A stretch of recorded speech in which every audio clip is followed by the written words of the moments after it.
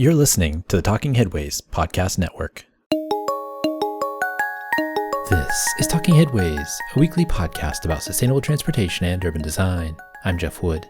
This week we're joined by Move Minnesota Director Sam Rockwell to talk about climate bills Minnesota legislators have passed that could reduce highway and road building in the state. We chat about climate targets, highway modeling, and taking the time to read comment letters.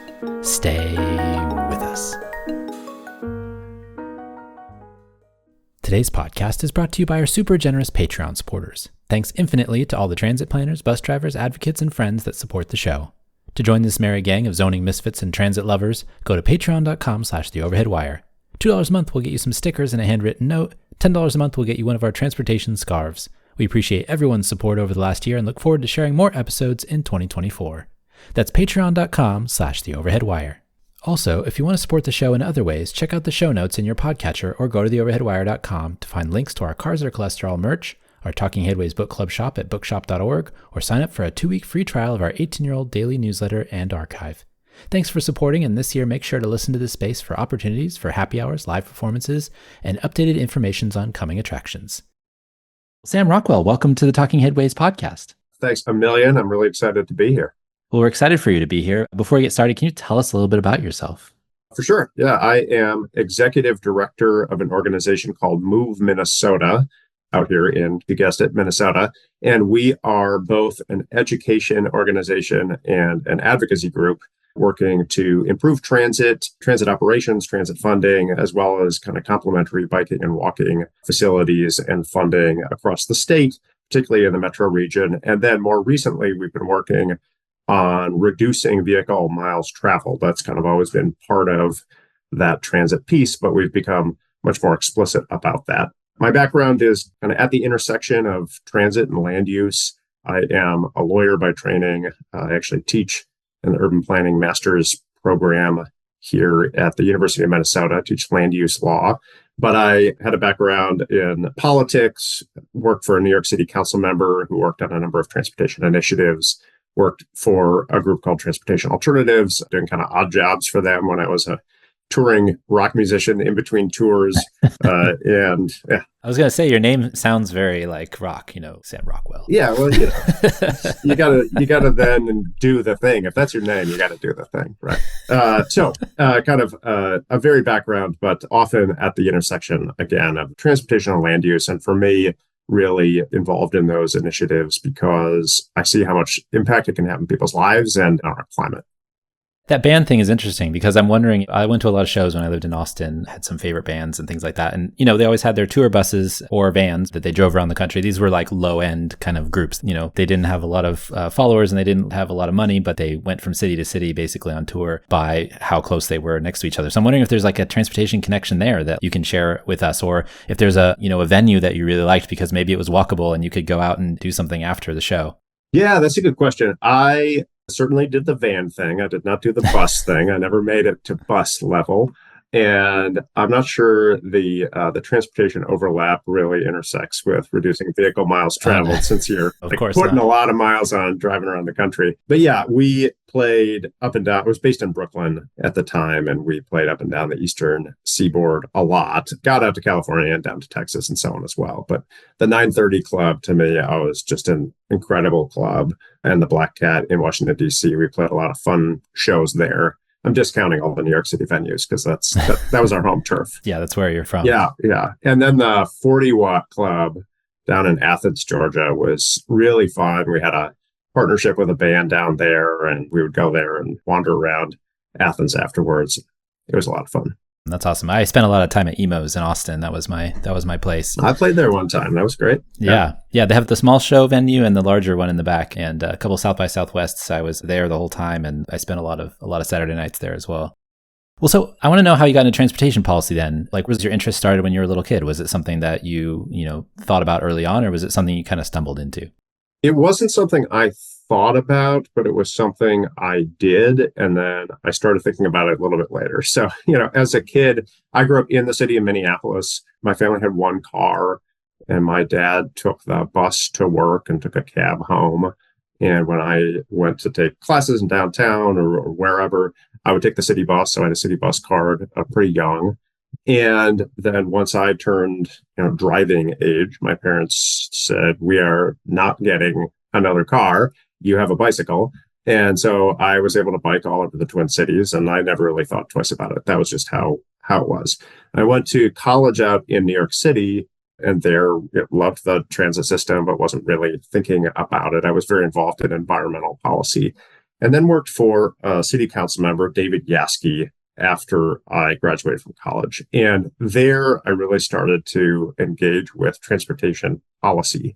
He was really interested in figuring out ways to make it easier to bike, make it easier to take transit. So we had one of his signature bills we called the Bikes and Buildings Bill. His wife rode her bike one time to work and was not allowed to bring the bike in the building up to her office and store the bike in her own office.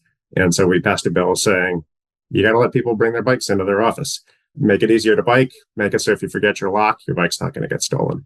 He had a bill that turned many of the New York City taxi cabs into hybrid cars.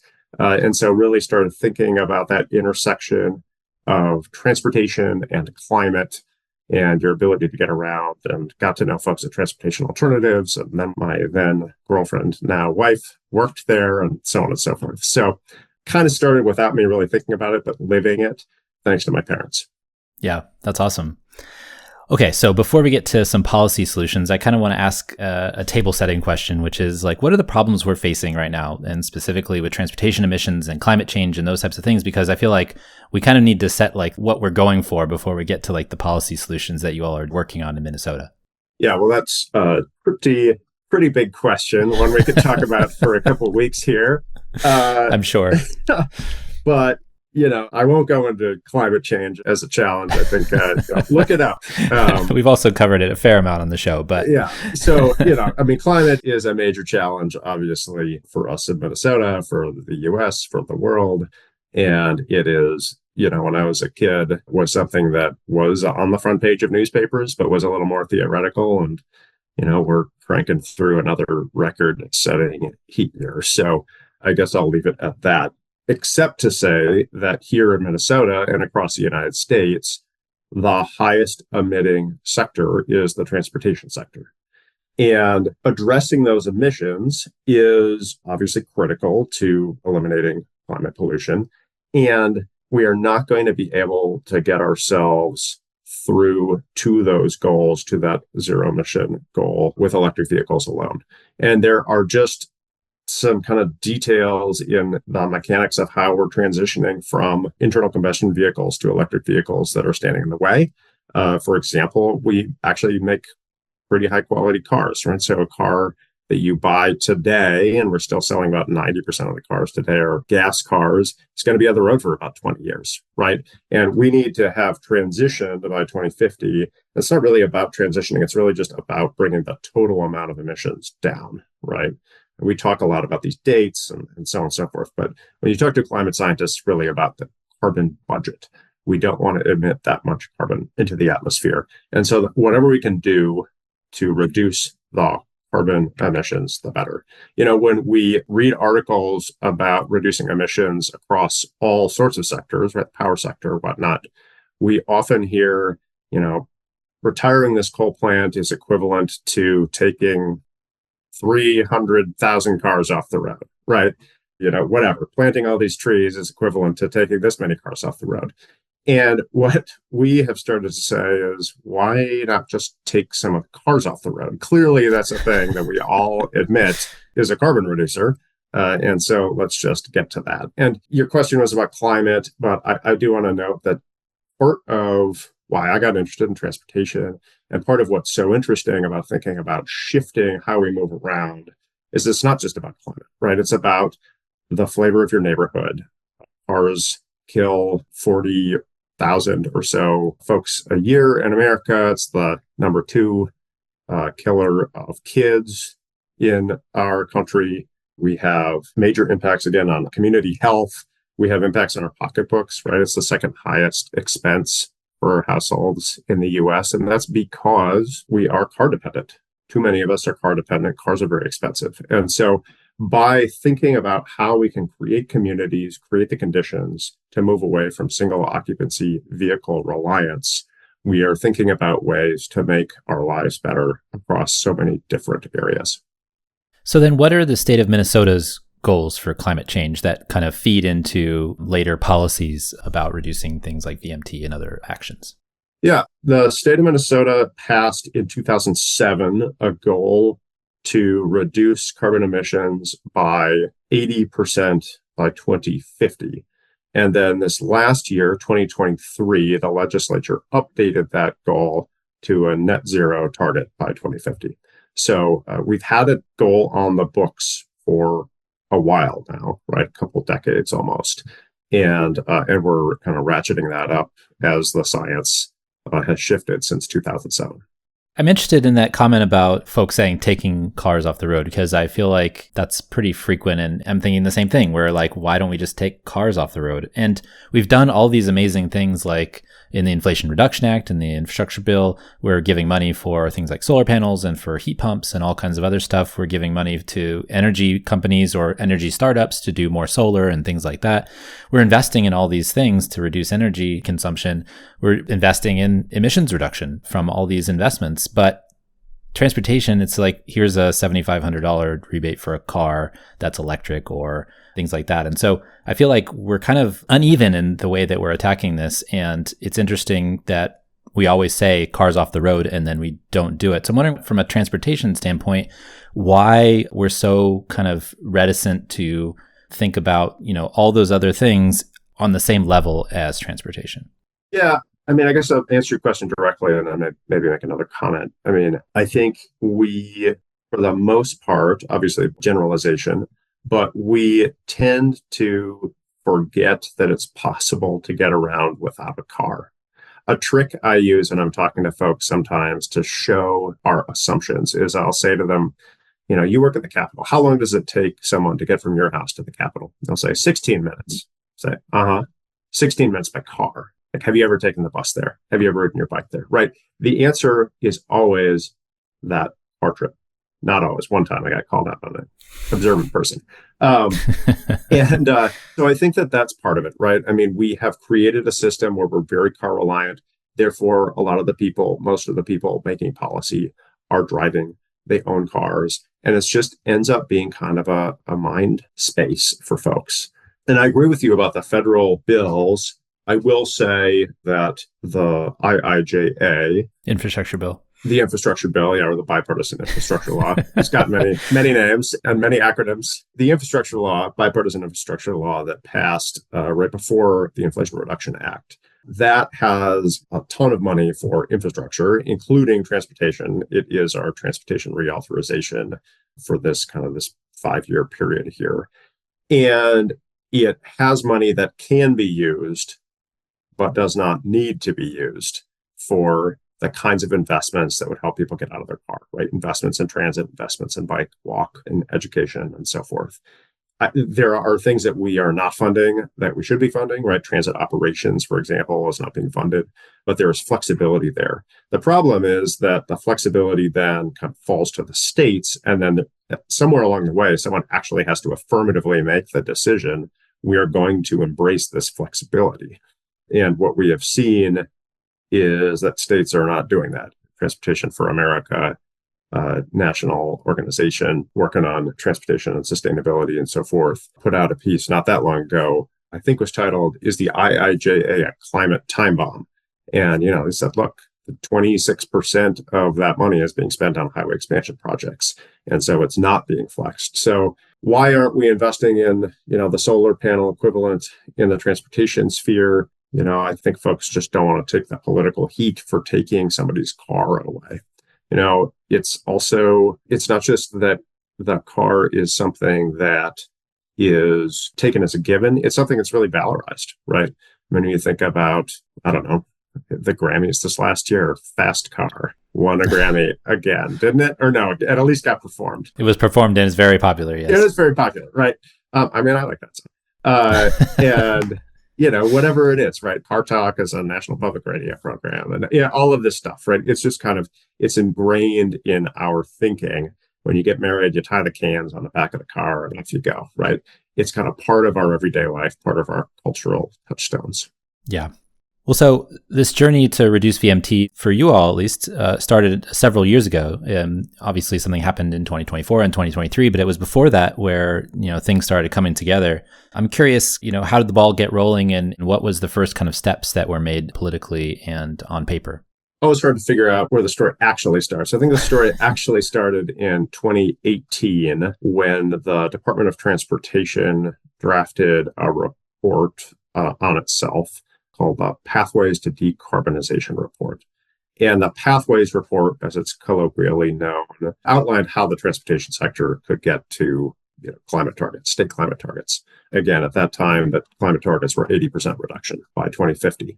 Within that Pathways Report, there was a recommendation to create an advisory committee at MnDOT, the Minnesota Department of Transportation, an advisory committee to help the department figure out how to hit our climate targets. Okay, so that committee was then formed in 2020 or the very end of 2019. And I was involved in that committee. It was comprised of folks who were, from the advocacy world, from kind of representing some trade associations and so forth. We got together on, I think, a monthly basis, split up into a couple of working groups. One of the working groups was a VMT reduction working group. The STAC, Sustainable Transportation Advisory Council, decided that VMT reduction merited its own working group. So there's an electrification group, a VMT reduction group, and the VMT reduction group. Initially, we were talking and folks were saying, why don't we recommend a fix-it-first policy? This is kind of a classic policy where you tell a Department of Transportation, don't expand highways anymore until you've fixed everything you've got. And kind of the undercurrent there is they've got so much to fix, they'll never expand a highway again because they'll never catch up, right? Okay. And then we said, that's not actually what we want. We're not the decision makers here. We're not the politicians here. We are advising, we are making recommendations. Let's recommend what we actually think should happen. And so we did a little research and we said, we actually think to hit the carbon reduction goals, we have to have a 20% reduction in vehicle miles traveled. So that group recommended that to MnDOT. MnDOT took that under advisement. And a couple of years later, in December of 2022, MnDOT put a 20% per capita VMT reduction target into their 20-year transportation plan. And then that target also got inserted into the governor's climate action framework, which is kind of a multi-sector climate plan that was being drafted for the full state. Was MDOT initially really open to this, or was it something that, as the advisory group, you have to say, these are things that you should be paying attention to? State DOTs across the country are famously against, anything that will stop expansion of highways. I'm thinking of my home state of Texas specifically, but were they open to this? They were open to it. I guess you're where you are now, so. Yeah. I don't think they started out excited about it. But I also, I kind of hesitate to talk about where the DOT was, because the DOT is a 5,000 person agency, right? There were some folks within the agency who were explicitly hired to work on sustainability efforts. And they were very helpful in this process. And they knew that this was necessary. And so there were key folks within that department who knew that this had to happen and who supported this process. And who, when you talk to them, they wanted to see this happen. And to give credit where it's due, the commissioner, we ended up having a couple different commissioners over this process, but the commissioner of transportation chaired that Sustainable Transportation Advisory Council. That meant that every meeting they were sitting there in the room on the Zoom, because a lot of it was during COVID, with us. And they were listening to the entire conversation. How important is that? That is important because ultimately, when the top endorses something, it has a chance of flowing through the agency as a whole, right? And in order to get the commissioner's office on board with this, I think it was really important to have the commissioner's ear. And we had a member of the advisory council who is a doctor, and she advised our committee to take a do no harm approach when talking about VMT reduction, right? We should not expand highways and we should be reducing VMT. We recommended a highway expansion moratorium. The Department of Transportation did not accept that one, and this VMT reduction target. But I think that framing, I think hearing from real people who are experiencing things out in the world, who are experts in their own right, was really important. So at the same time, you mentioned 2022, Colorado is going through something very similar and doing something where they are putting into policy an opportunity for the DOT to say whether they're going to accept expansions of highways or not expand highways. So what was going on in Colorado that you all learned from or were learning together with? Well, in establishing the VMT reduction target, actually, Colorado doesn't have a VMT reduction target. Mm-hmm. And so we weren't really talking to Colorado at that time. The Colorado connection came actually right at the end of 2022 in just sort of for folks who are planners or in the advocacy space, in a pretty absurd way, I think. I had written a comment letter on the greenhouse gas rule, the federal greenhouse gas rule. It's a greenhouse gas reporting rule. I wrote a comment letter. And a couple folks over at RMI, is based both in DC and in Colorado, read all of the comment letters. And we had talked about the need for vehicle miles traveled reduction. And they called us up and said, "Hey, I liked your comment letter. Want to talk?" And we said, who reads these comment letters? I thought these just went into the void. But no, RMI folks are reading your comment letters. And so Miguel Moravic and I and some colleagues got on the phone and kind of got to know each other. And then Miguel talked us through, he had helped in the process of writing that Colorado law that you just referenced. And so he talked us through that law. We were really excited about that kind of work. And we brought him out at the beginning of the legislative session in 2023. It said, would you come out and testify? We had a big hearing on Transit Equity Day, a day that kind of celebrates racial justice. It's around Rosa Parks' birthday and transit, and talks about how transit is really critical for delivering on justice principles. And Miguel said, sure. Miguel came out, testified in person, and then we were kind of dragging him around to some meetings that we were having. We were trying to get a big transit funding package passed. And it was just an informational hearing. We were dragging him around to some meetings with legislators. And we got in a meeting with the transportation chair of the House, a guy named Frank Hornstein. And, we talked for 28 of our 30 allotted minutes. And Frank said, I got to go. We said, wait. We've got Miguel with us. We haven't let him talk. Just let Miguel talk for a second. Miguel, pulled up his slideshow and said, look, we've got this VMT reduction law in Colorado. And Frank said, Chair Hornstein said, okay, this sounds cool. I've got another meeting in half an hour. Come to that meeting. We said, okay.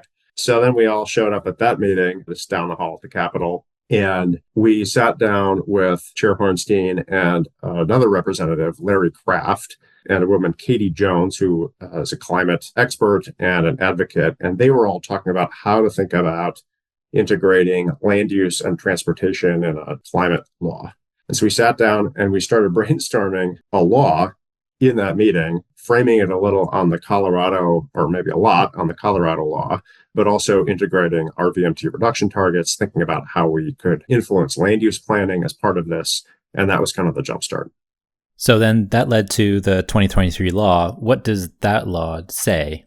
That law says that anytime MnDOT is going to do a capacity expansion project, so, a road expansion project on a major highway, they have to measure whether that capacity expansion project over the course of 20 years will be consistent with the state's greenhouse gas and vehicle miles traveled targets. So in other words, they have to take into account the induced demand impacts of that project and say, is this consistent? Are the projected emissions on this roadway consistent with the climate targets? And are the projected driving impacts on this highway consistent with the VMT reduction targets? If they are not, which almost by definition, they are not, then the agency has three options, right? One, cancel the project. Two, adjust the project enough so that it is consistent, right? So take, a set of bidirectional lanes and make those transit lanes, add bike and walking facilities on the sides if it's a rural highway, something like that. or they can create a portfolio of projects that does achieve those targets. So they can fund more projects. The other projects have to be fully funded. That then all of the projects together, the highway project and the other projects, all meet the goals. So those other projects could be transit projects, biking projects, walking projects. You can also have land use initiatives like rezonings as part of this. And so that's really what the law does. There's a preference for where those mitigation projects, those offset projects should be. So if they can be in the community where the highway project is happening, then great. If that's infeasible, they have to be in a historically disadvantaged community. If that's infeasible, it can go all the way up to statewide. Was there a working group involved in this as well that came off of the law? Yeah, so the difference in our law, and there are a number of differences, but the big difference in our law and the Colorado law is that we baked this vehicle miles traveled component into it. So you've got to be hitting a vehicle miles traveled reduction target. And that was in part because the folks in Colorado said, we're worried about loopholes in our law of folks saying, well, we're going to be 100% electric fleet by 2035. So, the emissions impacts are going to be low. So we said, okay, we got to make sure we've got the VMT reduction targets in there. So because of that, we really had a law that it doesn't exist anywhere else. And so the legislature created a working group to figure out how to implement the law. Spend, 6-8 months talking through the dynamics of the law, thinking about how it can be implemented. And then if there are changes that need to happen to the law, come back with a report and recommendations to the legislature. Do you need funding? Do you need adjustment to the law, whatnot? And so that group met every 2 weeks starting last June through February. So it was a pretty exhaustive process. It was hosted by MnDOT. And the group is comprised of folks who really supported the law and folks who testified against it. There were representatives from the City Engineers Association, the County Engineers Association, the Metropolitan Planning Organization group from Greater Minnesota, outside of the Twin Cities, someone from the Twin Cities MPO, which is called the Metropolitan Council, and so forth. What were some of the opposition saying about this? A number of things. I mean, in the legislative session, there's a lot of concern about projects that were perceived to be needed for safety purposes, right? So you've got a dangerous intersection here, and let's make it an interchange, right? You've got some bottleneck. Let's add a lane to relieve that bottleneck. And so they're really thinking about those safety initiatives. I think the transportation department MnDOT was not concerned about this, surprisingly, but they really said, we have a big toolkit of things that we can do. We can reduce speeds. We can, think about ways of diverting traffic when you come to an intersection, whatever it is. There's a toolkit beyond expansion, and the Department of Transportation was interested in that. So safety was one thing. Another thing was that the transportation engineering community made, I think, a very good point that, a lot of what they do is responsive to land use developments, right? So there's developments happening, and then congestion clogs the roads. And then, their job is to deal with that congestion by expanding the roads. And, I think that what's not really acknowledged there is, well, by then widening the roads, you enable more development to happen. But I think that it's a fair point. We actually had part of the law passed in 2023 address some of those land use impacts. It said that you've got to have VMT and climate impacts taken into account when you're doing land use planning in the Twin Cities metropolitan area. VMT is kind of squishy sometimes in that it's hard for folks to get their heads around what it is and how it impacts development and transportation policy and those types of things. Here in California, obviously, we have SB 743, which goes a long way towards requiring us to, rethink level of service and development projects as it pertains to things like CEQA, which is our environmental law. What did you learn about VMT during the process of putting together the working group and everything that happened after the law was passed, the 2023 law, I should say? I think, I went in with a fair amount of knowledge, right, having worked on the creation of the VMT reduction target. I think the thing that I really didn't appreciate before the working group was how complicated it is to measure the VMT impacts of a particular project. It just hadn't, I'm a lawyer, I'm not an engineer, I'm not a planner. It just hadn't occurred to me how far-flung the impacts on a road network can be, right? I mean, you expand a highway here, and then maybe there's actually a reduction in VMT on the immediate frontage roads, at least for a while, right? Because now folks are going onto the highway, but then it's inducing more traffic altogether. So then you see expansions 10 miles away. We were talking about some big interstate projects as examples in the work group. And, folks are saying, look, I mean, this could affect travel patterns 150 miles away, right? People coming to the Twin Cities, if this interstate no longer exists, well, they used to go, from west to east and then south, and now maybe there's a whole different road they'll take. And that is kind of mind-blowing. And it's one of the things that we really wrestled with in that work group is how do you create a model? How do you even measure this? And that's one of the things that Midnight will be doing over the next few years is creating a model to, to be able to better measure the VMT impacts of highway projects. Are you worried about the model? We just had Michael Batty on, who's a computer scientist and urban planner in the UK, and he talked about his book, The Computable City. And his kind of thinking is generally that models aren't ever going to tell you really what you want to hear. And input is, we always hear the adage, garbage in, garbage out kind of thing. So I'm always a little bit nervous about models. I have friends who are modelers who probably would disagree with me a lot, but I'm always worried about the outputs and also the inputs, right? How are we going to get to something that's positive from going through a black box? Yeah, I mean, I'm worried about it. I mean, I do think that at a certain point, we could probably get through a lot of this by just using common sense, right? I mean, there's communities that can operate a certain way and people drive a lot less. It's not rocket science. It is just the history of human civilizations. So I am nervous about it. One of the things that we haven't talked about this year's legislation, but one of the things we accomplished in this year's legislation was creation of a technical advisory council for this law. And that council's job is to provide accountability on the model and on the application of that model to various projects and on, the efficacy of different potential mitigation or offset initiatives. And we spent a fair amount of political capital working to get the right mix of folks on that advisory council. So we've got climate reps from the Pollution Control Agency, kind of our state EPA equivalent. We've got a representative from the Center for Transportation Studies, which is a research entity at the University of Minnesota that does a lot of really great work, as well as other government sector representatives. So a model is a model, and you're right, and it is risky. And also, we've put some accountability metrics in place from people who really know what climate progress looks like. You also mentioned mitigation efficacy. And I was thinking about that too, because again, here in California, we have cap and trade, and there's always discussions about what we spend our money on, our cap and trade money on, and whether that's effective at reducing emissions and going towards our climate goals, right?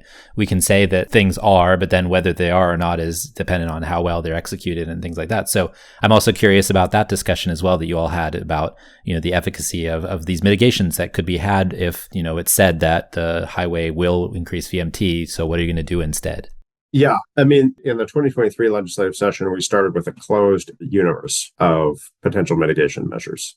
And we actually took that universe, so it was a list of 9 different potential measures, and that came from Colorado. They had done a fair amount of work to figure out what the right kind of mitigation types of projects are. And so that was really helpful to be able to dovetail off of that research and off of that law. This last year in 2024, we allowed for some flexibility there to allow for more mitigation types, but they have to be recommended by the Technical Advisory Council and then approved by the commissioner. The reason we did that was thinking about the speed at which we are coming up with innovations in the transportation sphere and not wanting to preclude those and require legislative action. I mean, I'll give an example. And by innovations, I don't necessarily mean like AI, right? I mean, last year in 2023, when we also got this law passed, our friends at Bike Minnesota championed a bill to create an e-bike credit here in Minnesota. It actually, we're speaking on the day that it went live and then it crashed a couple of weeks ago. It went live again today, and 10,000 slots on the waiting list were filled in 18 minutes. Wow. Okay. Yeah. People want e-bikes, right? And I am sure that you can measure a VMT reduction impact from an e-bike ownership. I own an e-bike and we've put 2,000 miles on it since last September. We learned from Colorado too that you can, because they've done research and studies on their rebate as well. Right.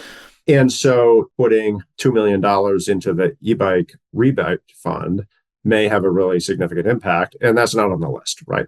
So we should allow for that kind of thing to get put on the list. Yeah. What we did do was ensure that the legislative language requires mitigation measures to be in the transportation sector. So this is not a scenario where you can have a highway that's going to create a lot of greenhouse gas emissions and then you go weatherize a bunch of buildings. Weatherizing buildings is important, but we are trying to focus in on this sector and achieve the outcomes we need in this sector. That's a good point. You mentioned 2024. Something happened this year as well that added on to the 2023 bill. Yeah, so this year, I already talked about the Technical Advisory Council that was created in this year's legislation. And the other big thing that happened in this year's law, again, championed by Representative Larry Kraft, was an expansion of the law from just applying to capacity expansion projects to applying to our entire trunk highway system. Trunk highway system in Minnesota is kind of the core big state roads in the state. And there are about 12,000 miles of trunk highways. That means they're about 8% of the total road network, but they carry close to 60% of the miles driven in the state. So it's a really big deal. No longer are we just looking at expansion projects and trying to not do kind of extraordinary harm, but we're actually looking to say, no, the goals are not to stop increasing VMT, to stop increasing greenhouse gas emissions. The goals are to reduce VMT and reduce greenhouse gas emissions. So that means a reconstruction project that doesn't expand the highway, that's not doing its job. That's not reducing VMT. That's not reducing climate emissions. And so now we have a law, now we have a framework that will apply to that entire trunk highway system and help us actually achieve the goals on that system. And again, the majority of the miles driven in the state are on that system. So that's really exciting. And then for the non-state roads, county roads, local roads, and so forth, there is a provision in the law this year that requires those local jurisdictions to report to MnDOT the projected greenhouse gas and VMT impacts of their road projects. So the law doesn't actually apply to those local projects, but we'll start to have sunlight on what is happening there. And we can think about whether additional action is needed in future years. That's such a large number, 60% on such a small amount of roads, 8% of the roadway miles. Was that a shocking number to you when you heard it? Yes. Yes. Although, this is the entire interstate network and I think the entire state highway network, or at least most of the state highway network. So they're all the biggest roads except for some major county arterials. So yeah, it was really surprising initially, but when you think about it, it makes sense. You mentioned the transportation system specifically is the target, and I think that's great because you can't kind of shuffle it off to other sectors that are already doing things like we talked about the Inflation Reduction Act. But land use is such a big, part of this, and I think it's important to tie those two together. And so is land use part of the mitigation, or is it just something that the cities and states are expected to focus on when they're doing their comprehensive plans? Or, you have Minneapolis 2040. Obviously, St. Paul did some stuff with their threeplexes and things like that. So how much is it the responsibility of this law to kind of mesh with some of the things that are happening in land use? It is partially the responsibility of this law in two different ways. So one, I mentioned that in 2023, we had a list of 9 different mitigation measures. There are actually 2 of those on the list that are not transportation sector. One of those is land use. And so you can have a rezoning, for example, long-term land use planning as a mitigation measure. And you have to show what the projected VMT impacts are going to be, what the projected climate impacts are going to be. But that can be a mitigation measure. And I think that that's really important. How you measure that, is going to be tricky, but that's above my pay grade. Also, I mentioned that in the 2023 version of the law, we had provisions in there that require the land use planning processes in the metropolitan area to be consistent with VMT targets and greenhouse gas reduction targets. So in our metropolitan area, we have an MPO, Metropolitan Planning Organization, called the Metropolitan Council. And every 10 years, the Met Council creates a series of system plans and development guides for the whole region. System being like the transportation system, land use, et cetera. And those plans then inform the comprehensive plans of 180 different jurisdictions in the metropolitan area. So the comprehensive plans for every individual jurisdiction have to be consistent with those system plans. And then the zoning codes all have to be updated to be consistent with those comp plans. So you get this waterfall effect. And the requirement in the law that we passed in 2023 is that the system plans and development guides at the Metropolitan Council level, that those are structured in such a way that they are projected to deliver on the VMT reduction and greenhouse gas reduction targets, and that the Metropolitan Council provide a guide for what it means to incorporate those targets into your comprehensive plan. So that's a big deal. You know, the metropolitan area has more than half of the state's population. And so that's going to be pretty impactful. And the Met Council also controls Metro Transit, which is our main transit agency. And so they're in a unique position to be planning land use and transit together to make sure that we're really maximizing the potential of that land use transportation intersection.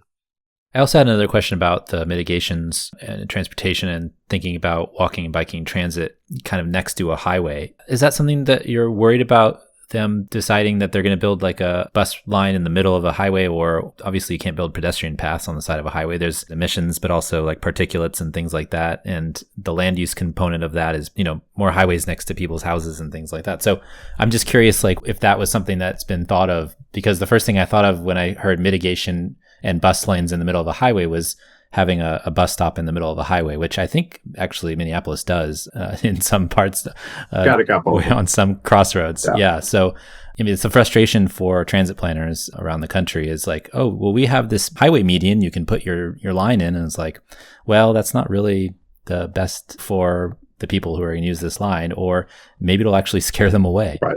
So kind of two-part answer. I mean, first, I think it's important to remember that when we're talking about the trunk highway system, we are talking not only about interstates, again, but kind of the full state highway system. And in almost every state, right, that state highway in a rural area, you're on a highway, and then that highway becomes a main street. And then that main street becomes the highway. But actually, when it's Main Street, it's actually still a highway legally, right? And so the ability to like do real walking, biking interventions in the geographies of a lot of these highways actually is pretty good, right?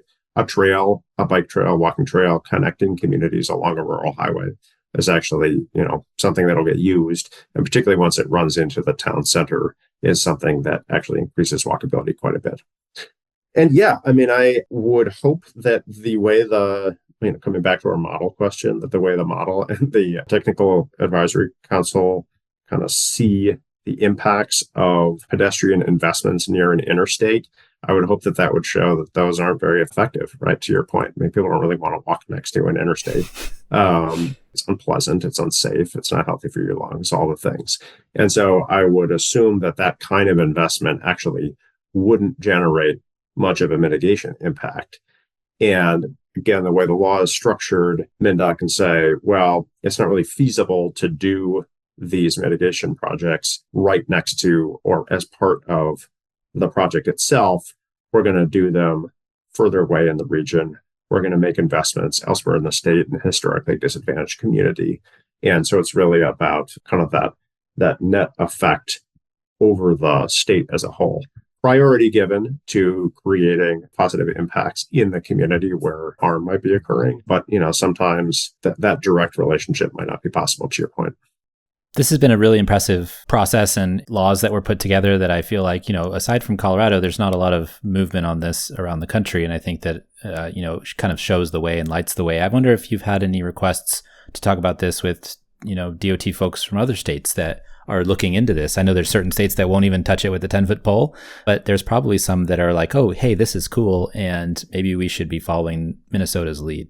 Well, we're always happy to take calls from DOT folks, but I think MnDOT is taking calls from DOT folks. But Imagine so. we have had a lot of conversation with advocates in other states. Yeah. And, a number of calls with folks in the state of Illinois. I know they're working really hard on this same kind of law. We've had calls with folks in Michigan and New York and Maryland and Oregon. And I feel like I'm missing one or two. But we've had calls with folks in a bunch of different states across the country who are interested in this law, interested in how they can move things forward. One of the things we talk about when we're talking with other states is that this law, the VMT greenhouse gas reduction law, was kind of paired with a big transit funding package. And so we were able to close a fiscal cliff deficit and increase transit funding by several $100 million per year going forward. And that's a really important partnership with this law, right? This isn't about being punitive. This is about shifting investments, increasing investments in multimodal options, and shifting away from single occupancy vehicles. And so the pairing of those laws has been a lot of what we've talked about when we're talking to other states. That's a really important point, because I feel like a lot of folks might think this is punitive, but I think it's really about increasing accessibility to things and people and places and the places where people want to go. And I think that's a really important point, because I imagine that there's a lot of folks that would, listen to the show if they're not already in this mindset and think, well, you're just trying to take away my vehicle, or you're just trying to do this or that, trying to reduce emissions by taking it off of the back of somebody else economically or otherwise. And I feel like that's not the game. Because, accessibility, as the Accessibility Observatory has pointed out many times, it's important to get people between places, and maybe it's actually better for them to not have to drive a car. There's a lot of people that don't drive cars. I mean, we just had Anna Zievarts on to talk about her book, Driving is Not an Option. I mean, 30% of people don't even drive or don't have access to a car. And so there's an important, point to be made about giving people opportunities to get to the places where they want to go. Yeah. And, I would also note over the last, several decades, if you look at a graph of population growth versus vehicle miles traveled growth, I mean, vehicle miles traveled has increased significantly faster than population and economic growth. And so, I think even if you didn't increase multimodal options, which that would be crazy not to, but I mean, there's a lot of room to just rethink kind of how we're functioning. I mean, the number of miles driven in the state of Minnesota every year are 60 billion miles a year, right? And so a 20% per capita reduction, you're still driving more than 50 billion miles in the state. And, I challenge anyone to say that we can't have a thriving economy with 50 billion miles driven in a state our size. Understandable.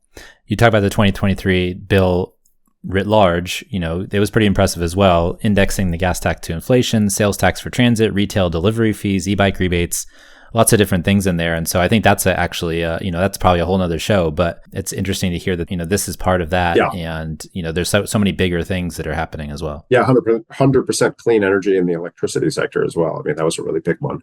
And folks who worked on that bill helped move some of the transportation stuff forward too. So last question, what did you learn the most out of this process? Oh, man, I don't know. So many lessons. Is there a political lesson to be learned? Is there an advocacy lesson to be learned? Is there a technical lesson to be learned? I imagine there's all three. But yeah, there's all three. I mean, we were in a pretty unique environment, right? You just noted how many bills got through in that 2023 legislative session. And because it was a really big, crazy legislative session where so many things were happening, we actually took a really quiet approach with this law. We had a public approach for getting transit funding. We did action alerts. We wrote blogs. We got press. For this law, we kept it quiet as long as we could. I mean, Move Minnesota did not put out a single tweet about this law until later in the session, because we knew that we had to figure some of the details out first, work with our partners out in Colorado, work with Representative Kraft, who really became an expert in this, work with Katie Jones, who really helped craft this law. And Abby Finnis was somebody who joined to help create some of the land use components. And we just needed to workshop it without it becoming kind of vilified. And so that was the strategy in 2023. I think since it passed in 2023, my takeaway is that being open to talking with anybody about this law, about these kinds of policies, is really important. I mean, this work group that was put together to figure out how to implement the law, it had county engineers, city engineers, again, folks who did not support this at the beginning. And it was one of the most productive working experiences I've ever had. I mean, people came into that room saying, how do we work together? And it's a testament to everybody in the room, including those of us who were pushing for this, right? To have some humility, to really take the concerns that other people had seriously, to really work on explaining why this kind of thing is needed is a real mindset shift, but also to be willing to figure out where we can give a little. Yeah, I think that's really important. Well, Sam, where can folks find you if you wish to be found? I am at Move Minnesota or movemn.org, and definitely reach out. We are talking to folks all over the country. We're loving the fact that other people are trying to do this work. We were only able to write this bill because folks in Colorado and folks at NRDC and RMI helped us do that work. And so we're doing our best to be available to others to pay it forward. Awesome. What's the website? Where can folks find out more information about Move Minnesota? It's movemn.org.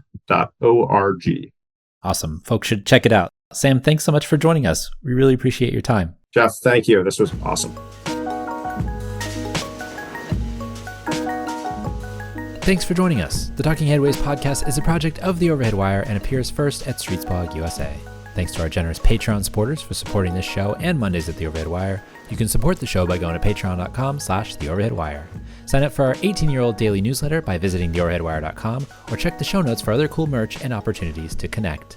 Follow along using your podcatcher of choice, but if you can't find it there, you can always find the show at its original home, usa.streetsblog.org. We'll see you next time at Talking Headways.